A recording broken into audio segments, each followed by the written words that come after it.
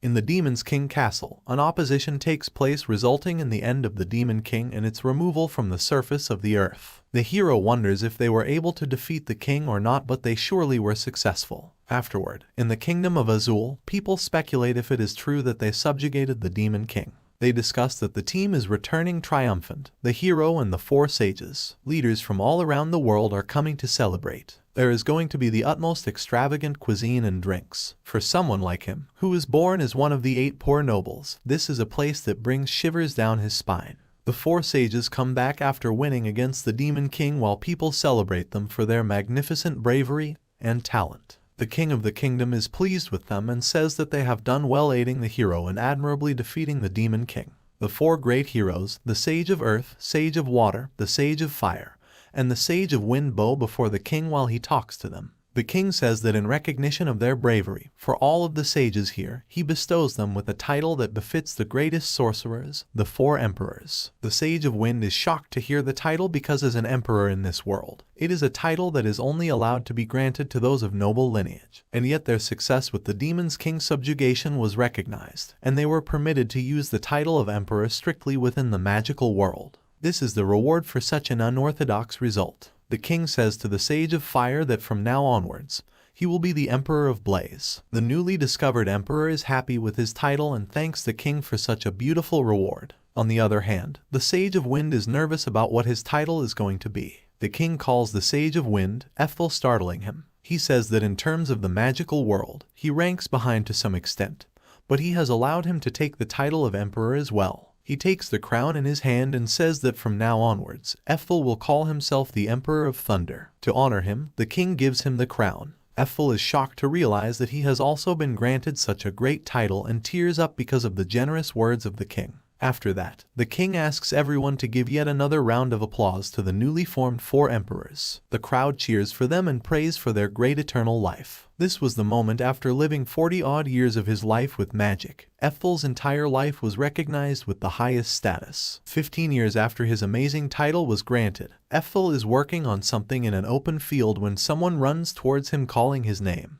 He turns around to see who it is. A girl and a boy thank him for guiding them today and bow out of respect in front of him. He asks them to go and have fun as it is time to eat. He says that he is going to survey these demonic weeds a little more before he joins them. They comply with his request and leave him alone while Ethel gets busy studying the weed. He is making notes about the weed when suddenly his hands leave the control, and his notebook falls. He looks at his hand, depressed because of his illness. He guesses it means that he doesn't have much time left in this world. Just then, a girl calls him again. She asks why he is sick and yet why he continues to train his magic. He asks if she is telling him to be conscious of his body. She agrees and gives a nod. Ethel wants to answer Merlin and give her the reason for training so hard. 15 years back, when the 4 emperors were competing against the Demon King, the 3 emperors came out of the castle and asked Ethel to hurry and come out too as the Demon's King castle was collapsing. He tried to find a way, but just then he saw a mother holding a child who was crying severely. Ethel went to check up on the demon mother and her child, questioning if they got dragged into their opposition against the Demon King. Just then, the mother called him asking him to take care of her child, Merlin. She requested him to save her child and gave Merlin to Ethel. Before he could do anything, the mother left the world for a better place. Merlin does not remember, but Ethel is the man who removed her family from this world. And yet she is looking at him with such worried eyes. Ethel answers Merlin's question by saying that he is training so that he can train the future generations who are talented like her. He turns around and asks Merlin what comes into her mind when her pupils look at his back. He says that this is why he was aiming to be the strongest in the world. She questions what he means by was. He says that when aspiring to be a magical warrior, naturally anyone would aim for the peak, and that is still true for him. However, sadly he doesn't see any hope for him reaching the peak of magic anymore. Merlin gets angry at his statement and asks what is he talking about. She says that he is more than strong enough. Ethel replies saying that the Emperor of Lightning is the strongest in the world. He is simply strong among the weak. However, amongst the truly strongest, compared to those who are young and immensely talented,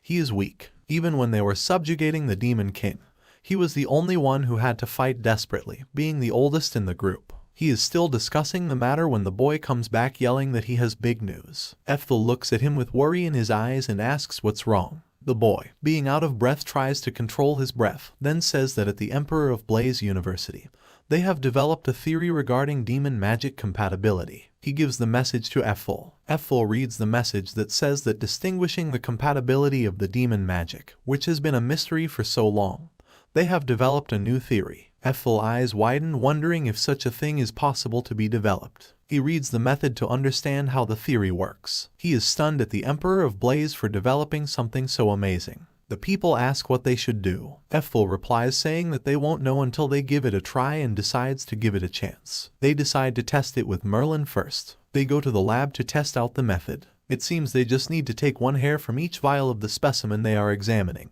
and then soak them in 4 special kinds of magical water. They do so and wait for the results with excitement. Everybody there is stunned to see the experiment. The magical water shined blue and green when they used Merlin's hair strands to experiment. But Ethel wonders what it means. He looks at the Emperor of Blaze research paper and realizes that when blue and green illuminate, it means water and wind, and it seems that Merlin's rank is distinguished by the hue. So that means she is an S rank in both water and wind. The other tubes are red and brown, which probably means that she is C rank in fire and B ranked for earth. Ethel finds it amazing as he guesses it is roughly like that. Merlin doesn't seem to get it, but he knows fully well since he has been raising her since she was a baby. The magic is split between compatibilities, fire, water, earth, and wind. Considering Merlin's compatibility with each, the magic theory is spot on. In the foundation courses at the current magical academies, they teach students about every kind of magic, and after a long period, they finally determine their compatibilities. The child's field of compatibility was to be determined right after they entered a magical academy. Actually no, they are determined even right after they are born.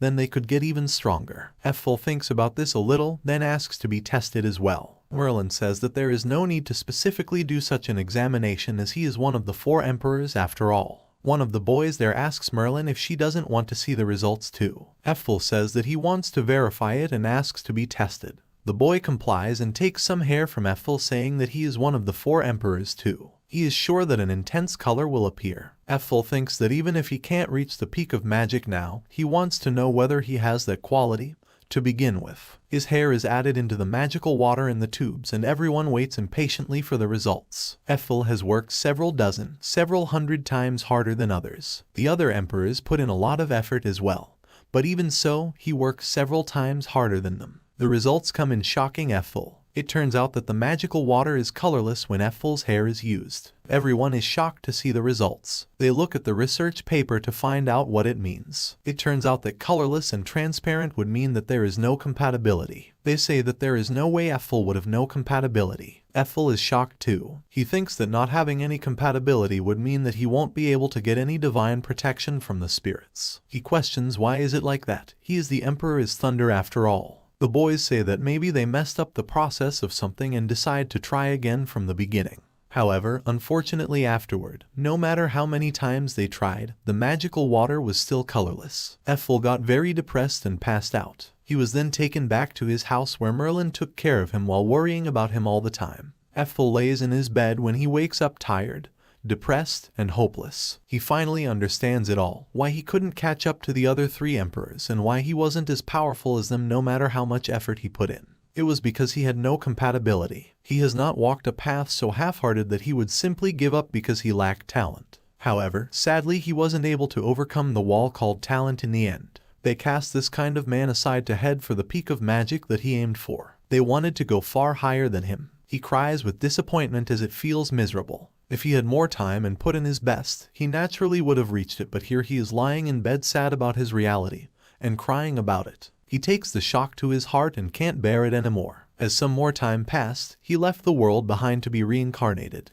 In the middle of nowhere, he realizes that this happened over 50 years ago, so he has even forgotten that he was granted this skill. This is the place he came across when his life ended in a world that was different from the last one. Just then, a beautiful woman comes in stating that it's been a long since she didn't see Ethel. She says that thanks to his persistent skill, he never yielded in the face of his ambitions. She can see that he has put in his best work to the bitter end. Ethel realizes that because of this persistent skill, he didn't refuse to give up on so many things. The woman says that now it is time for Ethel's 3rd reincarnation. She asks him to choose 2 bonus starting skills for this time as well and then go. She suggests becoming the strongest or having his growth rate doubled or something. He denies any of the skills and says that he doesn't need any of these skills. He says that the vast knowledge of magic is in his head. As long as he has time to put in more effort to improve, that is enough for him. The woman is happy with his answer as this is exactly what she had expected. She says that this wasn't due to the power of some skill, it was due to the power of his will. He says that he doesn't know about that. She can understand him and asks him if he is ready to be reincarnated for the third time.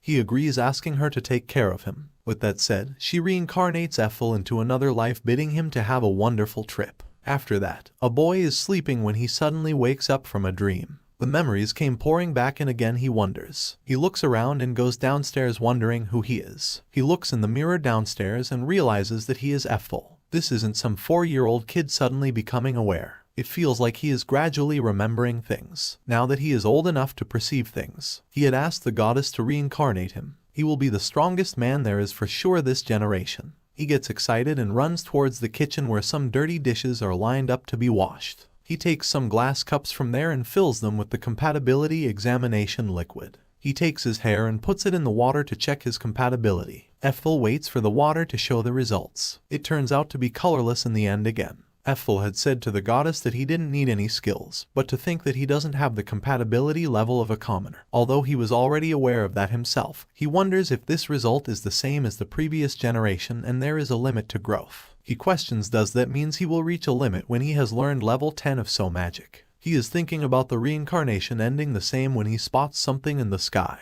He is shocked to realize a dragon is flying. He looks at the dragon's eyes to realize that they are pure crimson and wonders if someone angers them. He questions, why is it in a place like this? He runs towards the dragon thinking that at this rate, it will be a catastrophe for all the citizens at the place the dragon is headed to. He wonders what he should do. However, he stops as the dragon flies away. Right now, he is not more than 4 years old. He cannot do anything alone in such a situation. The people try to chase the dragon away, but he heads towards the royal capital. He thinks that if this is the case, he should have retained his ability to cast spells when he was reborn. His original spell, which he made and mastered before he was reincarnated, was the level 10 ultimate spell. He looks at his hand wondering if he could cast the spell even now. Just then a spark comes from his hands, doing the spell while the dragon takes the army members one by one. He lets his hand do the magic only to realize that he can do the magic even after his third reincarnation. The magic is so powerful that he is not able to control it fully. The guards see the lightning coming from Ethel and ask what it is. The spell works and takes the dragon in it. Ethel is shocked to see that his magic managed to come out. But before he can process it, he has to run as the dragon comes towards him. He runs for his life with tears in his eyes. The dragon falls to the ground where he is standing. It takes a minute for him to realize that and he steps back to protect himself. The dragon finally falls, making the ground shake, and as a result, Ethel falls too. Ethel stands up with shock. It seems that he got reborn into this world at the age of 4 with the power he had when he was in his heyday. This was his first encounter with the new life. His reincarnated mind sprouted within his consciousness, and it is now 3 years since that time. Ethel has researched many things, but compared to the world that he was in before, this world excited 400 years later. He is studying his history when someone asks to come in at the door. He looks back to see who it is. He sees a girl talking to the guy that came, thanking him for coming this far out himself. He says that Ethel is his little brother, so don't fret about it. Ethel looks at them and tries to listen to what they are talking about. The guy gives a sealed envelope to the girl, asking her to take it. He says that it is not much, but this is the month's portion. She says that she will use it carefully. Ethel lives together with his mother. His mother appears to have compatibility with him, and thus she looks as though she has gone through much hardship. The man who just gave them some living expenses isn't his father. He is his older brother, big brother, Alcott Fraser. He is the second son in the dukedom. Fraser asks Ethel how he has been doing. Ethel was reborn into the family of one of his descendants. He comes to see Fraser and asks where his father is. Fraser apologizes, saying that his father is busy. He can't take the time to come and visit him. Ethel has never met his father. His father is the leader of the Order of Sorcery in the Kingdom of Azul. His name is Duke Alcott. Apart from his true wife, his father has 9 other concubines, and because his mother became one of the concubines without having any compatibility, she appeared to be insignificant to his wife and other concubines. Ethel wonders that even though Duke Alcott is part of the sorcery's lineage, why did he make a woman with no compatibility? His concubine. He is now just an illegitimate child. Duke Alcott's true wife stunned and despised him and his mother and drove them away to such a remote land. However, his big brother Fraser, his legitimate son, couldn't stand to see them like that. He is a good man. Fraser tells Ethel that he will pass his words to his father while also asking Ethel's mother if she has any more necessities. She says that he has helped them a lot and asks them to brew him some tea. Ethel says that he wants to drink too. His mother tells him that it is hot while he focuses on studying.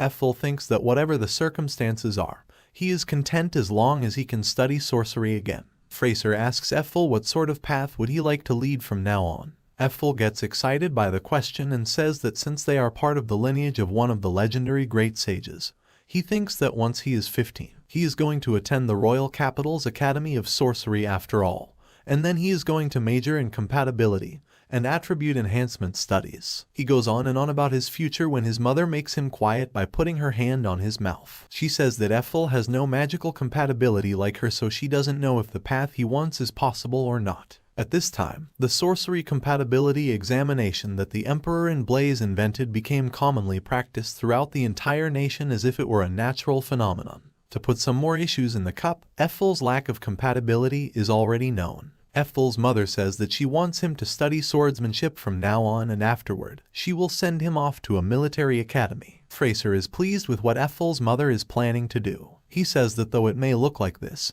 he did graduate from a military academy with top grades. Ethel's mother remembers Fraser joining the military academy. He says that in the beginning, he was young and wanted to oppose his father, so he chose to attend the military academy, but in the end, he made the right choice. He says that magical swordsmen are rare, so he is prized by their military forces. Fraser says that since he is free today as well, he asks if he can mentor Ethel's swordsmanship. Ethel's mother is happy and agrees to let Fraser mentor Ethel. With that, they go outside where Fraser helps Ethel with his swordsmanship skills. He tells him to place more emphasis on his grip and encourages him by saying that he is doing great. He says that he is doing pretty well. He adds that Ethel looks rather suited for swordsmanship. Up until now, Ethel has been receiving general classes from Big Brother Fraser, but for some reason, he was ever only educated about military strategy though. Since the very beginning, Big Brother Fraser has wanted him to go to the military academy. He cares about his lack of compatibility, but he is not understanding that this is not what he wants. Fraser guides his little brother when Ethel snaps. Fraser asks what is the matter. He asks if he is tired already. Ethel says that he wants to attend the Academy of Sorcery. Fraser does not know what to say as he knows that Ethel does not have any compatibility with the Academy of Sorcery. He tries to explain to Ethel. He says that there are things that human beings are and aren't suited to. Ethel already realizes it very well. And that is why now, 400 years later, the Academies of Sorcery may have a clue on how to surpass the limits of sorcery, and he wants to look into it. Fraser says that he guesses it can't be helped. He says that he is going to demonstrate a spell. If Ethel can reproduce it in any way, then he shall personally refer him to the Academy of Sorcery. Ethel gets excited after hearing the offer and accepts it immediately. Fraser apologizes to Ethel in his thoughts as it might be cruel for Ethel, but he thinks that he will come to understand once he sees it in action.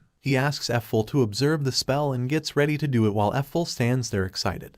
Fraser does the spell in front of Ethel. He chants Spirit of Wind, Sliphid, grant him his blessing and his strength. Conjure the breath of God. Ethel is shocked to see Fraser chanting the spell out loud. Just then, Fraser does the spell and the wind magic appears in front of the eyes and strikes the tree in front of them, cutting it in half. Once Fraser is done with the spell, he asks how it was. He says that a creation like that could only be described as a miracle. Ethel asks Fraser if is this all that is required to do a spell like this. Fraser proudly says that something like the sorcery of this caliber requires high strength. But before he can complete the sentence, Ethel casts the spell in front of Fraser, shocking him of his strength and power. He casts the spell so strong that Fraser gets stunned to see the wind power. He is shocked to see a 7-year-old cast a sorcery and instantly without chanting. The only ones who could do something like that are sages who have accumulated decades worth of training. There is no way a 7-year-old could do it. He has never heard of such a thing. Fraser sits down out of shock. He asks Ethel what he did just now. Ethel panics and apologizes, saying that he was supposed to reproduce what Fraser did, but he unintentionally used a strength of level 4. Fraser gets more shocked and says that level 4 is an extremely high-ranking sorcery, while Ethel wonders isn't level 4 a low-ranking sorcery. Fraser asks how he managed to do it. Ethel thinks that he can't tell Fraser that he was reborn, so he says that he can't explain it to him well, but right now,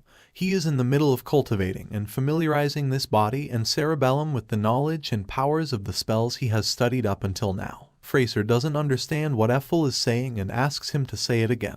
Ethel says that if he was in normal condition, he could even go up to level 10, but he can't right now. Fraser is shocked to hear level 10 from Ethel. He says that such a level is a lost art and passes out. Ethel gets worried and checks up on Fraser, asking what is wrong. Up until now, in this world, he hasn't yet publicly revealed his sorcery, but Big Brother Fraser's reaction was clear. Something isn't right. When he comes to think of it, it was the same when he defeated the dragon back then. Everyone was shocked and asked each other what had happened as the dragon was completely burnt. They thought that the gods had saved them. They couldn't figure out that the source was a 4-year-old Ethel, so they settled on referring to it as some sort of godly miracle. He tries to wake up Fraser, but to no avail. Something isn't right in this place 4 years later. Ethel doesn't know what happened during these 4 years. He takes his big brother, Fraser, inside and makes him rest while he continues his research. He realizes that the sorcery civilization in this period has been rapidly declining. Even if he makes a rough comparison,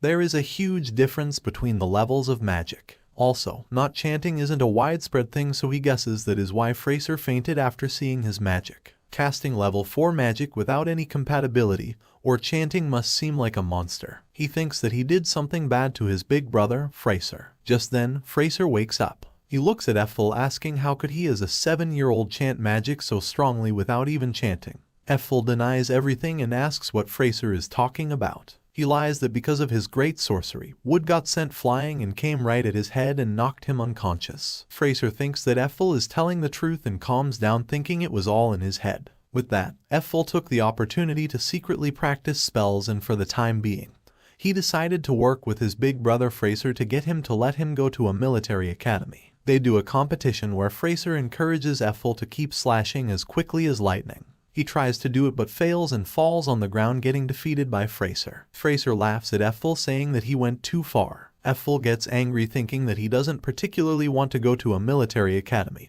but perhaps his personality was tainted by his persistence skill from his farmer life. The more he is defeated, the more inflamed he becomes. He asks his brother to compete with him once more. They compete again, and each time, Ethel failed. With every passing day, he did the same thing, and through doing all this, by the time he reached around 10 years, he managed to master the skill of swordsmanship. He was so skilled that he could cut the wood in half without much effort. He practiced alone and defeated everything that came along his way. Frankly, this isn't sorcery and he didn't plan on going to such lengths, but his current objective is he thinks he wants to get stronger as a sharp blade that transcends sorcery. He looks at his amazing skills and the wonders he did just then, wonders that the swordsmanship is pretty fun too. Being the strongest mage knight probably wouldn't sound so bad either. Just then, Fraser calls Ethel, asking if they should begin today's training. At the time, he was taught swordsmanship by his big brother 3 times per week. Fraser says that today is going to be special since the procedure is going to be a bit different.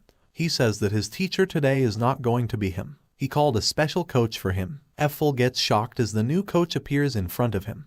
The new coach asks Fraser if Ethel is the youngster he is talking about. Fraser agrees and introduces the new coach to Ethel. He says that the new coach is the former Kingdom of Azel's Order of Chivalry commander, Moriat. Ethel is shocked to see Moriat and says that he is huge. Moriat asks Ethel to come at him freely. He says that he is going to practice with him and asks him to prepare himself. Ethel gets nervous and wonders what Moriat means by coming freely. Despite what he said, he doesn't have any openings. The man is strong. Moriat asks Ethel if he is just going to stand there even though he came for him. Ethel says that it is not that he is not moving, it is that he can't move. Moriat says that in that case, he will come for him. And with that, he marches off towards Ethel with all his force. He comes so fast that Ethel doesn't get the chance to prepare himself and he flies back. He is stunned by Moriat's speed as he couldn't see the slash at all. Moriat says that his reaction is too slow and asks if this is all he can do. Ethel feels challenged and says that in that case, he will come right at him. He uses his strength and physical ability, shocking Moriat with Ethel's ability to manipulate his physical ability at that age. He comes so fast and competes with an equal physical level. Moriat is surprised to see Ethel's capabilities and says now he understands why Fraser's endorsed him. Ethel questions about endorsement. Fraser explains that when he was teaching him swordsmanship, he noticed it. A slight magical power that dwelled in the arms he wielded it with. He asked Ethel if he could manipulate the magical power, to which Ethel agreed. Fraser said that it is great if he can manipulate magical power. There are ways to boost his physical abilities instantly. Fraser says that even though Ethel does not have any magical compatibility, he can manipulate the magical power in his body very smoothly. Not having magical compatibility doesn't necessarily mean not having any magical power. So to speak, Ethel can do it just like an expert sorcerer or sage. Ethel smiles, thinking that it is because he was a sage in his previous life. Moriat asks that even though Ethel does not have any magical compatibility, he can handle the magical power like an expert. Ethel thinks that this would be a piece of cake if he used magic while trying to compete with Moriat. But using that method to win against this man would be meaningless. Right now, he wants to win with the help of the sword he has in his hands. Moriat and Ethel have a strong competition where both give their best to win. Moriat, being huge, takes the upper hand while Ethel tries to defend himself. Moriat says that he lacks techniques. More importantly, he is too short and lacks muscles. He is still 3 years too early to face him head-on. With that, Ethel's sword flies in the air like a paper. But before Moriat could process anything, Ethel came forward, grabbed him, and threw him on the ground, shocking himself along with others. Fraser cheers up for Ethel to win while Ethel looks at his hands, wondering if his body automatically responds. He wonders where he learned this technique. He then realizes that when he is in another world, he must have learned Kumiwaza. To think that it would be useful in a place like this is surprising. Just then, Moriat gets consciousness of his surroundings and stands up. He says that to think Ethel would be grappling was surprising. He heard the Orient still use grappling, but to think that a 10-year-old kid could do it is shocking. He says that he lost and that Ethel passed the test. Ethel doesn't know anything about the test and asks Fraser about it. Fraser says that he forgot to tell him the most important thing. He says that Moriat is the headmaster of the glorious kingdom of Azul Military Academy. Ethel is shocked to hear about this. He asks what it means. Fraser explains that it means that after this, he will be a student at a wonderful military academy once he is 15 years old. He says that he was devoted to a wonderful mother. Moriat says to Ethel that he may have defeated him in the test, but he is the winner in the swordsmanship. On the other hand, Ethel stands there in shock, asking what kind of reasoning is that. He asks how things came to this. Some days later, Fraser visits Ethel and his mother. When he reaches the house, the mother is taking in the laundry. He says that it looks like they are going to get rain. The maid says to the mother that they should hurry. Fraser asks the mother if Ethel is practicing his swordsmanship. She agrees, saying that she doesn't mind as long as he doesn't get wet. On the other hand, Ethel is practicing his magic powers of level 10 as the Emperor of Thunder. He is trying to cast the spell of higher levels. Once he is done, it makes a big hole in the ground. He says that it truly seems that if he does a level 9 or 10, there is still some delay involved. He looks at the sky happily. He thinks that this kind of weather is perfect for him as he can practice magic on his own without sticking out. Just then Fraser runs towards Ethel, shocking him in the process. He says that there was a massive thunderbolt just now, and he asks if Ethel is alright. Ethel says he is fine, nervously, trying to hide the fact that he was indeed the one who did it. Fraser is glad to hear that he is alright. Ethel almost startled Fraser again. Fraser gets angry at Ethel, saying that he is going to enroll in the military academy next year. He asks him to be careful so he doesn't get injured. Ethel thinks that the military academy won't work for him. No matter what, the pursuit of magic is going to be intense since he currently lacks magic compatibility. Therefore, once he turns 15, he is going to leave home and go to an academy of sorcery on his own. Fraser tells Ethel that he has got good news for him. They go to visit Ethel's mother and Fraser tells her that it seems like the father wishes to meet Ethel. Ethel and his mother are surprised to hear the news. His mother starts crying, saying that this all happened because Fraser has always taught Ethel about military science and swordsmanship. She looks at her son, saying that this is going to be good. He has reached the point where even his father is finally acknowledging him. Ethel thinks that it would be pointless even if he meets his father, who hasn't visited them for 14 years.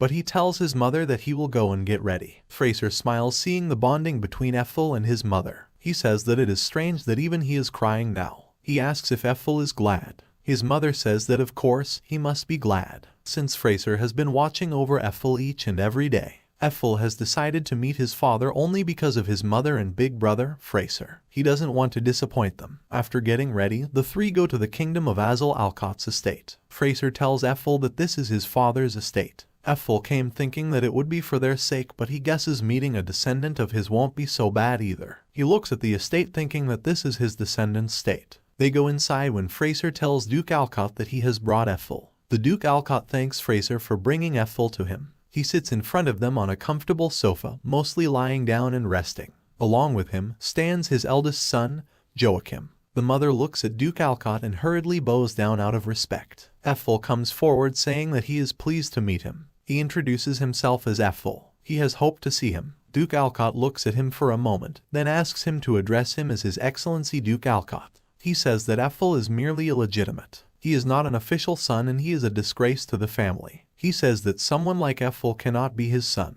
Ethel is shocked to hear this from his father he was meeting after 14 years. He is left with no choice and agrees to call his father His Excellency Duke Alcott. The Duke says that despite being born in their family, in the Emperor of Thunder's lineage, to think that he has zero magic compatibility, he is sure that their founder, the Emperor of Thunder, is crying too. Ethel looks at the image of the Emperor of Thunder thinking that this is him in his past life. He is certainly crying at how the descendant he finally got a chance to meet was such an unpleasant person. The Duke says that he has heard that Ethel, having no magic compatibility, is enrolling in the military academy. Ethel says that this is wonderful news with excitement. He laughs loudly, making Ethel wonder that even though he is illegitimate, the Duke is still happy as a father after all. He wonders if there is a possibility that his father isn't such a bad guy after all. However, his hope of having a good father crushes when his father says that now he can stop giving him child support. He says that since Ethel will be having a scholarship, his necessities are covered as well. Plus, starting from his 3rd year,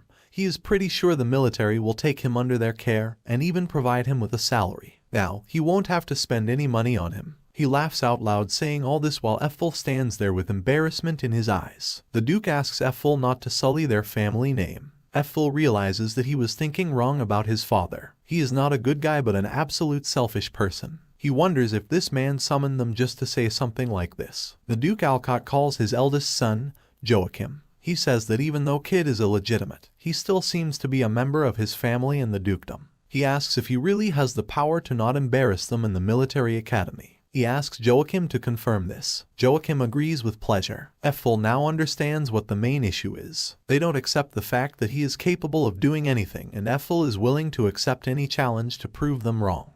With that said, a match is set between Ethel and Joachim. Fraser, being the amazing big brother he is, explains everything to Ethel. He tells him how to compete. He warns him to be careful even though this is a mock competition. He says that even though Joachim looks like that, it is said that big brother Joachim achieved extraordinary grades in swordsmanship back when he was in school. He is only 15 years old, but he is still known to be quite the master. Moreover, unlike Headmaster Moriat, he is not the kind of person to ease up on someone just because Ethel is a minor. He suggests Ethel quickly surrender if he finds it impossible to push on. Ethel agrees to do so. He thinks why his father does not like them to this extent. He goes to the field where the match is going to take place. Joachim says that he should just scurry back home. Ethel replies saying that he is not going to run. Joachim laughs at Ethel's words and decides to start the match. Ethel holds the sword and gets shocked. For an ordinary wooden sword, it is hard and heavy. Joachim says that the wooden sword is meant for training, but it is a hardwood sword not used usually. If he strikes someone with it using all his strength, their bones will break, and if he targets their head,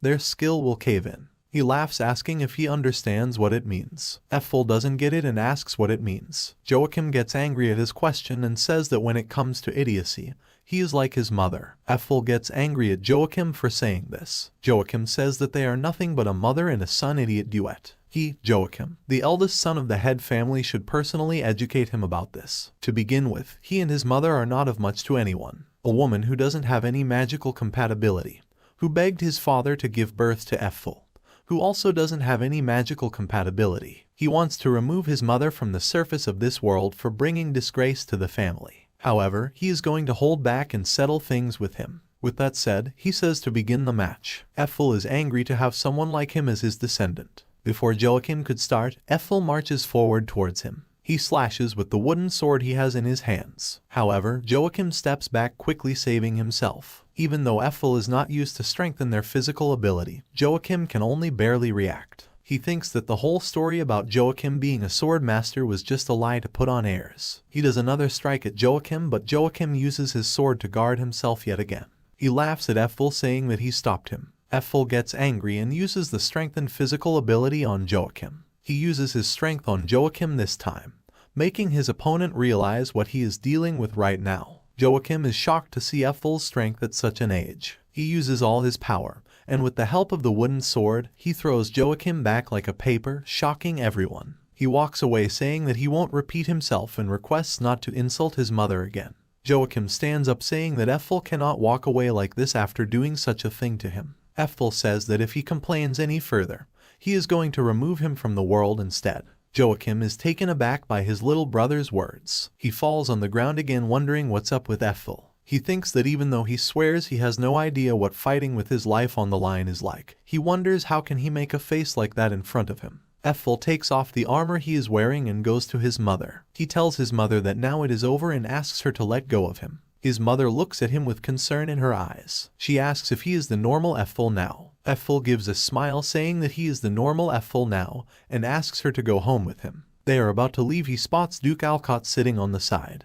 Ethel says to Duke Alcott that he extends his heartfelt gratitude for his invitation today and asks to be excused. Duke Alcott, sitting there embarrassed and nervous, asks his son to do his best at the military academy next year. Ethel agrees to do so and leaves. On their way back home, he apologizes to his mother. Although 4 centuries have passed, it is pathetic to see that his descendants turned out to be people like them, and he feels like he is at a total loss for words. The mother asks what is he apologizing for, like a parent. She smiles saying that he is a strange child. He laughs at her comments thinking that he is kind of like a parent though. However, at this time, he still never expected that the first target of the full extent of his magic in this life would end up being the army that those two lead. They head back home while enjoying their time together as a mother and a son. A few days later in the Kingdom of Azul, the army is ordered to open the gates. When the gates are opened, the Kingdom of Azul's Order of Chivalry is asked to form a line. All the forces are asked to advance. With that said, the army advances while the commander asks the Azul's Order of Chivalry to give their all and defeat their opponent. 3 men see the entire situation and run towards the Alcott residence. They knock at the door asking for Duke Alcott. They apologize for bothering him in the night. They say that the neighboring Republic of Gris is expanding.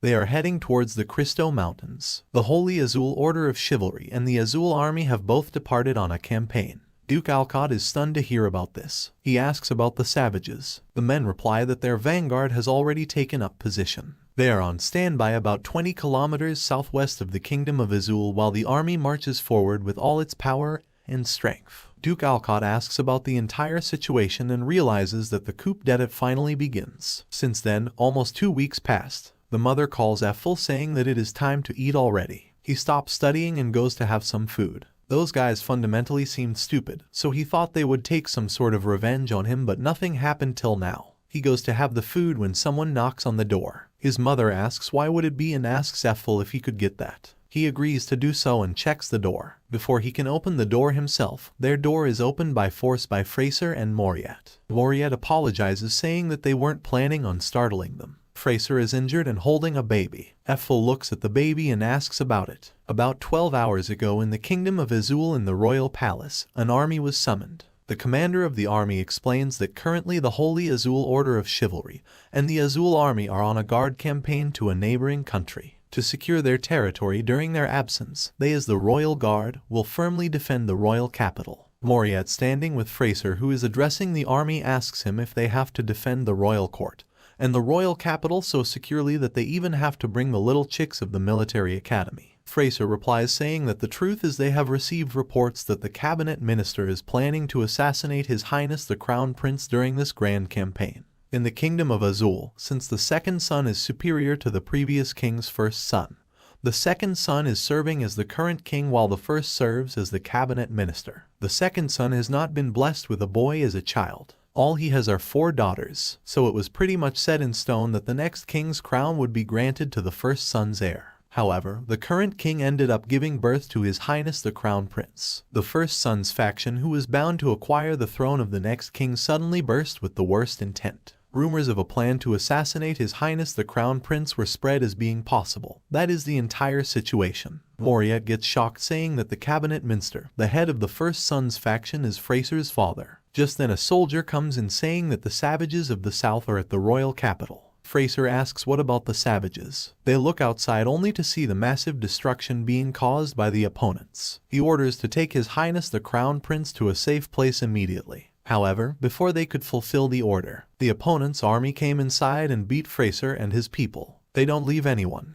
They throw people and make them vanish brutally. Fraser and Moriat try to defend the place and their people and escape the place with the crown prince. Fraser and Moriat explain the entire situation in front of Ethel and his mother. They say that they were in a rush. This was the only place that came to mind that they considered safe. They arrived here by barely escaping. Ethel looks at the baby crown prince thinking doing such a bad thing to such a little kid is not acceptable. He asks Fraser and Moriat that even though they boosted the defenses, those savages get as far as the royal capital. Fraser replies saying that there are chances that it was their father's doing. He is the head of the cabinet minister's faction, so he is the one who stands to gain the most on his position or authority from a change of the throne. Ethel is shocked to hear this about his descendant being so cruel. Moriat asks Fraser what will they do from here. Fraser says that they cannot return to the royal capital, so the safest place is outside the country's borders. They will deliver His Highness to their country's main army. Moriat says that it is going to be cold tonight, so it will be difficult for the crown prince. Fraser agrees and decides to depart the next morning. The next morning, Fraser and Moriat are set to depart and thank Ethel's mother, Ilia, for helping them. However, before they could leave, Ethel came out and asked them to stop. He requests them to let him join. He clearly remembers the moment when he was honored with the title of Emperor by His Majesty the King. Therefore, he has a responsibility to protect this country. Moriat is more than happy to welcome Ethel into the group while the rest freak out a little. Ethel is going to deal with this with the full force of his magic. Ilia cries looking at his son going. He apologizes to his mother in his thought, but he cannot forgive father and his men. After they descend the mountains and leave Neil Forest, and then cross the Morales Plains, they will reach the border of the neighboring country, explains Fraser. Ethel understands the route completely, but before they could move forward, they saw someone coming from the front. It turns out to be the army of Duke Alcott. Moriat is shocked to see them and realizes that they are waiting ahead for them. One of the men of Duke Alcott asks them to hand over the crown prince obediently. Moriat looks at the baby crown prince wondering that if one of them protects His Highness, they will only have 2 left who can act, so it would be 2 on 5 then. However, before he could come up with something, he is shocked to see the Duke's men being thrown away. Ethel with all his powers comes forward and beats Duke Alcott's men. Moriat and Fraser are shocked to see this. Every one of them vanished within a flash. Ethel looks around to confirm none of the opponents are left. Just then, one of them stands up and tries to run. However, he is spotted by Ethel. He runs after the man when Fraser asks him not to chase them too far. Fraser says that they could have peace of mind by defeating them all, but the better plan is to bring His Highness the Crown Prince to a safe location as soon as possible. He asks if Ethel agrees with him. Ethel agrees for sure. Fraser comments on Ethel for his brave act and says that he did incredible just now. He says that he is no longer inferior in swordsmanship even compared to Headmaster Moriat now. Ethel says that this is not true at all. On the other hand, Moriat also agrees with Fraser, thinking that he might be at the age now. Just then, he stops himself and reminds himself that he is the faster one. Fraser asks Moriat what's the matter when he gets angry thinking about himself. Moriat replies saying that it is nothing. So they decide to move forward. As they go forward, the atmosphere starts to feel strange. Fraser says that there is silence as if there is not even a single little animal. Ethel realizes that he is not the only one who is feeling the unpleasant atmosphere. Just then, they hear a sound making the trio wonder what it is. They hear the sound again. Ethel realizes that this is lightning essence. Fraser says that he does not know what is going on, but stopping here is the worst idea. For now, they should hurry out of the forest. And with that, they run towards the way out. But before they can move too far, Fraser stops everyone as he sees an army coming their way. They are shocked to see the entire army. Fraser cannot believe his eyes. He had thought that they were setting a trap, but it is much more than that. That is the order of sorcery that follows the Duke in front of them. Moriat questions if he is trying to flush them out while looking at the Crown Prince laughing and the baby giggles. He asks if there is any way to make sure that the Highness the Crown Prince survives. Fraser says that even if the 3 of them were to rush them out in the plains with good visibility, they would fire concentrated magic at them before they reach them and they would be helpless. Behind them are flames, and ahead of them is the Order of Sorcery. Moriat says that their path of retreat has been completely cut off. They are practically cornered on all sides. He gives the Crown Prince to Ethel and asks him to watch over the Highness of the Crown Prince. He looks towards the Order of Sorcery while getting ready and rolling his sleeves. He says that most of the things in this world are handled through pure spirit. They cannot give up until the very end, and that is his belief. Fraser asks what he is doing,